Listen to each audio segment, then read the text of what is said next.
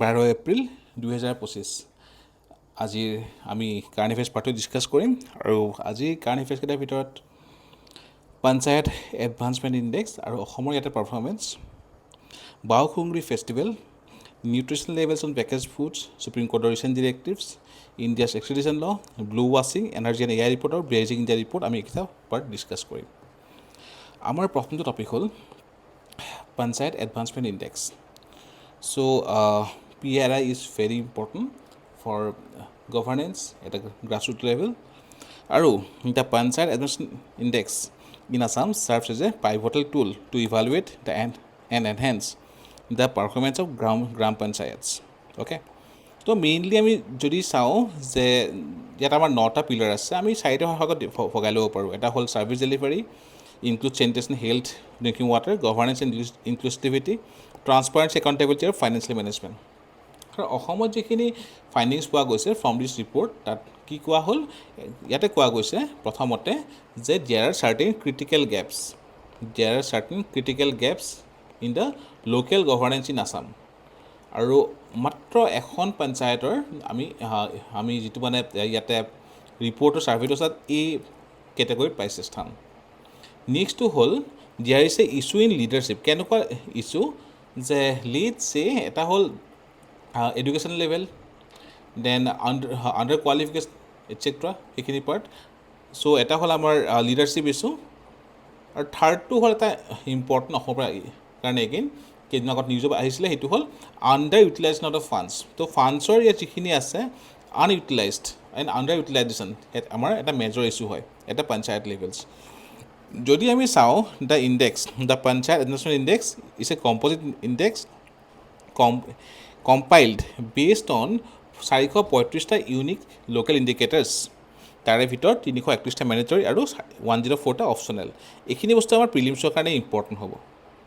Consisting of 566 unique data points across 9 themes of localisation of sustainable development goals. 9টা theme কি হয়, এটা হ'ল poverty free and enhance livelihood panchayats, healthy panchayat, child friendly panchayat, water sufficient panchayat, clean and green panchayat, panchayat with self sufficient infrastructure, socially just and socially secured panchayat, panchayat with good governance আৰু women friendly panchayats. ঠিক আছে। আৰু it reflects India's commitment two এচিভিং SDG 2030 agenda through participatory bottom up development. Are based on the scores and thematic scores achieved by different Gram Panchayat, these GPs are grouped into certain categories. Like achiever 90+, front runner 75 to 90, performer 60 to 75, aspirant 40 to 60 আৰু beginners below 40. অসমৰ মাত্ৰ এখন পঞ্চায়তে আমাৰ ইয়াতে front runner স্থানটো পাইছে। Okay, সেই পাৰ্টটো আমাৰ প্ৰিলিমছৰ কাৰণে ইম্পৰ্টেণ্ট হ'ব পাৰে, আমি সেইখিনি এবাৰ চাই লওঁ আহক। চ' এইখন হ'ল পঞ্চায়ত এডভান্সমেণ্ট ইণ্ডেক্স। চ' যদি আমি চাওঁ অসম ইয়াৰে মাত্ৰ এটা পঞ্চায়তে A গ্ৰেড পাইছে, এটা D গ্ৰেড, 1084 B গ্ৰেড আৰু 1097 C গ্ৰেড। অ'কে, তো যদি আমি চাওঁ ইণ্ডিয়াৰ ভিতৰত যদি আমি চাওঁ যে 346 ক'ত গুজৰাট, 270 ক'ত Telangana, okay, 42 Tripura. So' they are performing well. আৰু যদি অসমৰ ক্ষেত্ৰত চাওঁ, so' this is the indicator for Assam, only indicator. তো যিখন বেছ পঞ্চায়ত কোন হৈছে, বেছ panchayat is Bebejia Dimow Mangthai block of Nagaon district. Okay, আৰু যদি 9টা পিলাৰ ৱাইজ চাওঁ তেনেহ'লে পভাৰ্টি ফ্ৰীত আছে বেষ্ট উত্তৰ ক্ষেত্ৰীত ধৰ্মপুৰ, হেল্ডি পঞ্চায়ত আছে আমাৰ কাকৰাগাঁও, ইয়াৰ পিছত আমাৰ চাইল্ড ফ্ৰেণ্ডলি পঞ্চায়ত আছে বেবেজিয়া ডিমৌ মাংথাই। নেক্সট ৱাটাৰ ছাফিচিয়েণ্টৰ ভিতৰত আছে মেৰাপানী, ক্লিন এণ্ড গ্ৰীণ পঞ্চায়তত আছে Kakopathar, panchayat with self sufficient ইনফ্ৰাষ্ট্ৰাকচাৰত আছে Bebejia Dimow Mangthai, socially just and socially secure পঞ্চায়তত আছে হাটবৰ, পঞ্চায়ত উইথ গুড গভাৰ্নেন্সত আছে এগেইন বেবেজিয়া, আৰু ওমেন ফ্ৰেণ্ডলি পঞ্চায়তত আছে ধাইগাঁও। তো এইখিনি হ'ল আমাৰ অসমৰ 9টা পিলাৰ, আৰু 9টা পিলাৰ যিকেইখন বেছ পঞ্চায়ত হয়। অ'কে, বেছ অসমৰ কোনখন হয়, বেবেজিয়া ডিমৌ মাংথাই। অ'কে, তো total out of total 2197 GP আমাৰ গোটেইকেইখনে ইয়াতে পাৰ্টিচিপেট কৰা নাছিলে। চ' 2183 পাৰ্টিচিপেট কৰিছিলে অ'কে চ' প্ৰিলিমছৰ কাৰণে এই ডাটাখিনি ইম্পৰ্টেণ্ট আমি মেইনছত আমি ইউজ কৰিব পাৰোঁ for as a sectoral data মেইনছৰ এনচাৰ ৰাইটিঙৰ কাৰণে ঠিক আছে চ' বহুত important the next topic is Baokhungri festival so' ক'ত হয় the Bodoland region of Assam particularly in 𝐤𝐸𝐴𝐳. It's a vibrant cultural event that fuses indigenous beliefs, traditional sports, etc. আৰু rooted in Bodo traditions, the festival coincides with Boishaghu, the Bodo New Year. লগতে ইয়াত spiritual ট্ৰেকিঙো আছে the central ritual involves a sacred trek up to Baokhungri hills symbolising reverence penance আৰু purification multi ethnic participation অকল বড়ো নহয় আদিবাসী বেংগালী গাৰো কোচ ৰাজবংশী তাত যিখিনি কমিউনিটি থাকে গোটেইখিনি ইয়াত পাৰ্টিচিপেট কৰে showcase of the heritage different heritage যেনেকৈ খোমলাই নাই কি হয় বড়ো ৰেচলিং ইয়াৰ বাহিৰেও আৰু বেলেগ বেলেগ ইভেণ্টছ ইয়াতে বহুত আছে যেনেকৈ traditional Bodo dance Bagurumba Bardwi Sikhla 𝐤𝐴𝐿𝐴𝐳 etcetera then music performance cultural show' trekking marathon races ইয়াৰ বাহিৰে এটা আছে Gila Jenelai now Gila Jenelai is traditional Bodo sport okay তো এইখিনি আমাৰ প্ৰিলিমছৰ কাৰণে ইম্পৰ্টেণ্ট যদি আমি চাওঁ গভৰ্ণমেণ্টৰ ফালৰ পৰা the Baokhungri festival celebrated by the Bodo people on the auspicious day Sankranti in Bodo Bao means to offer or propitiate while khungri means princess so Baokhungri hill is where princess Diplai sacrificed her life for her beloved Raja Daukha in devotion to the gods so important ekhini part prelims karone amar next topic to hol regarding nutrition labels so Supreme Court recent directions Supreme Court decision for mandatory nutrition labels on the packaged food which will count the Supreme Court has set a 3-month deadline for the center to implement stricter food labeling rules demanding clear nutritional information on packaged foods. To a bench of Justice J.B. Pardiwala and Justice R. Mahadevan issued the directive while hearing a public interest litigation instructing the center to finalize and enforce updated regulations. Now, recent joa bosor new labeling ki hoy it requires packet food companies to display key nutritional information such as sugar, salt, saturated fat, etc. Now, recently, Prime Minister has called for tackling obesity and the 2025 Economic Survey of India recommends imposing health tax as a ultra-processed food tax. Important for prelims. Okay. So, issues in food labeling, regulatory challenges. So, FSSAI has failed to implement strong food labeling. The current regulations are ambiguous, subjective and industry-friendly. The flawed Indian nutrition rating system, it is based on Australia's failed Hail Star system. Okay. So WHO the guidelines recommends clear front of pack warning labels. Okay. So prelims kind of important hoy health indicators throughout the countries. So these are the warning labels. It is called traffic light. So yate what is it? Traffic lights like color coding for salt, sugar, fats and saturated fats. So adopted by UK, Ecuador, Iran, Sri Lanka. Can provide conflicting information as product can be simultaneously red and green. It has summary indicators to Hail Star and Nutri-Score, New Zealand, Australia, yet fulfill correct. Reference intake or guidelines, daily amounts, information on amount of energy and nutrients with percentage of daily reference intake. Malaysia, Thailand follow correct. Are nutrient specific warnings conveyed through tools such as colors, shapes, graphics. Chile, Peru, Mexico, Brazil, Colombia, Canada.